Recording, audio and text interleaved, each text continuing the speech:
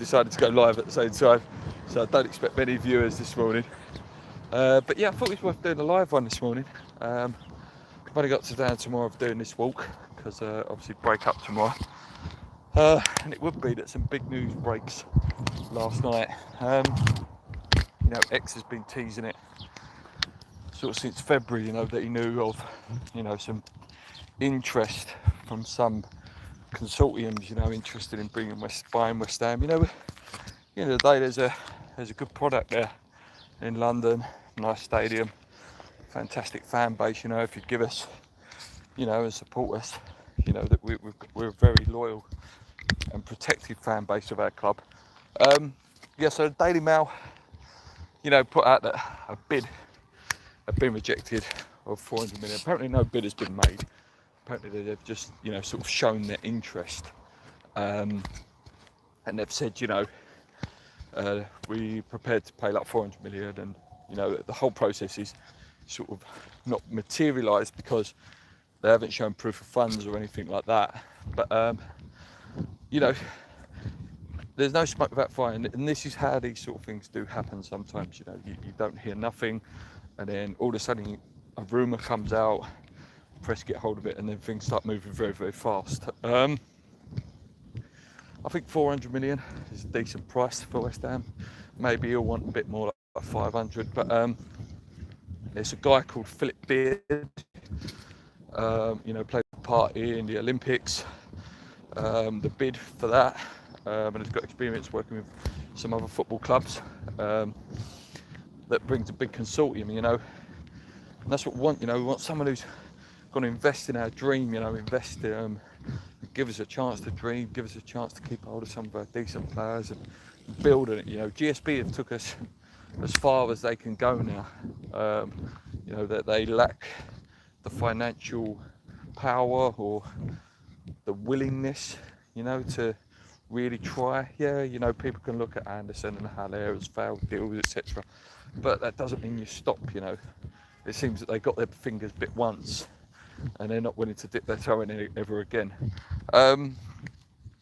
Listen, I want nothing more than West Ham to be taken over by decent owners, and, you know, and just give us an opportunity to do something, give us an opportunity to really try and be that club that we deserve. You know, us, Newcastle, you know, other clubs, you know, some clubs that really deserve a bit of luck in terms of, you know, finance and being able to live that dream. You know, if an owner come in and just won one FA Cup in my lifetime, I'd be happy with that.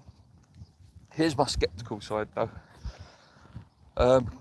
Slightly coincidental that this story is broke now, when, like I say, people like X and stuff like that have known about this since February, which in my opinion would mean the press and stuff would have known about it around the same sort of time.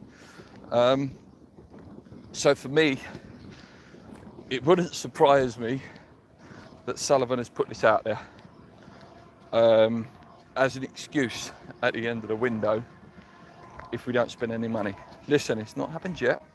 There's a hell of a long way to go to the window, but it would not surprise me at all, as this would be like a smoke mirror to be like, well, you know, we couldn't spend any money, or the reason they didn't spend any money. You know, you start getting websites. We know the websites that will start leaking stuff that, you know, Gold and Sullivan don't want to invest in any players because of the looming takeover, and then it will just all go quiet, and then it will all be, oh no, actually there was nothing in it, and then they would have got away with not buying players. And that's my fear. You know, a bit of a coincidence that's come out now, you know, in their transfer window. Like I say, it's not happened yet, so I can't judge them yet, but I'm telling you now, if they use that as an excuse, you know, then all of a sudden, as I put on a tweet this morning, that GSB hate and anger will just grow again. They've been given a year off with COVID, like a year and a half off, you know, to escape the protest, escape the noise that, you know, that we wanted them out. Because I'll tell you what, if COVID wouldn't have come, I think they could have been out the door by now. I really do. I think the pressure was really starting to tell, and we was really building something now. But yeah, they've been given time to flatten it down. And listen, at last season as well. You know, that obviously took a little bit of the pressure off them. Nothing to do with them, as we all know. You know, it was all down to Moyes, his team, and the players out there. You know, it was in spite of them rather than with them. So for me, like I say, if this is being used, then it wouldn't surprise me. It wouldn't. You know, X has sort of confirmed, you know, that things are, you know, there is some talk there. And the only thing I will say in the positive, if it is Sullivan that's leaked it, then it, you know, it's unusual to use someone's name, that Philip Beard has been named. You know, it's something that, you know, would make me lead that maybe there is a bit more in it than actually my sceptical brain is thinking. Listen, let's hope. Some other stuff yesterday, you know, stadium news was announced, you know, that looks like it could go up to 60,000 this season, which is magnificent, you know, which is right up there. Gives us more ticket sale opportunities. And then the other part of that news was that that it could be pushed up to 66,000, I think, for the start of next season. Which again will be amazing for West Ham. And there's talks that the East and West Ham will be pushed closer to the pitch, which again, it all adds to, you know, what we want as a club. You know, little things like that, you know, makes the stadium a bit more attractive for the fans and for the players. You know, they can hear us, especially when we're going to be back there this year. So yeah, little things like that will go a long way. Yeah, there is, you know, there's always the thing of, you know, be careful what you wish for, or better the devil you know, is one of the classic phrases as well. Like, can it get worse than Sullivan and Gold? Yeah, it could. You could go and get someone like Mike Ashley, who's probably just as bad.